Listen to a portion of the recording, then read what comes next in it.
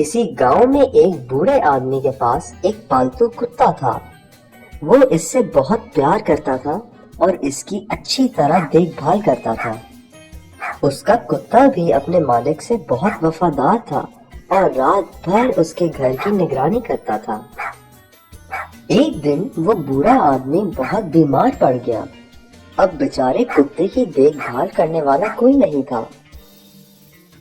پورا دن گزر گیا تھا اور کتے کو شدید بھوک لگی تھی، لہٰذا وہ کھانے کی تلاش میں گاؤں کے بازار میں نکل پڑا۔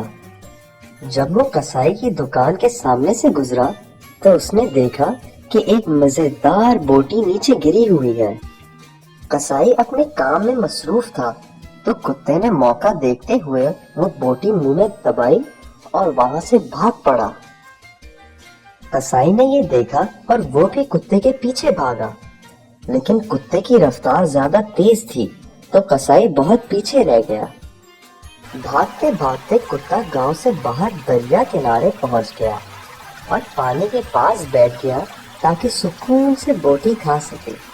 ابھی وہ بوٹی کھانے لگا تھا کہ اچانک اس کی نظر پانی میں اپنے عکس پر پڑی۔ اس نے سوچا کہ یہ کوئی دوسرا کتا ہے جس کے منہ میں بھی بوٹی ہے۔ کتے کے دل میں لالچ آ گئی کہ وہ دوسری بوٹی بھی حاصل کر لے، لیکن جیسے ہی اس نے بوٹی چھیننے کے لیے اپنا منہ کھولا، اس کی اپنی بوٹی پانی میں گر گئی۔ تب کتے کو احساس ہوا کہ یہ تو صرف اس کا عکس تھا۔ اسے بہت افسوس ہوا کہ اس نے لالچ میں آ کر اپنا نقصان کر لیا۔ بچوں، اس کہانی سے ہمیں یہ سبق ملتا ہے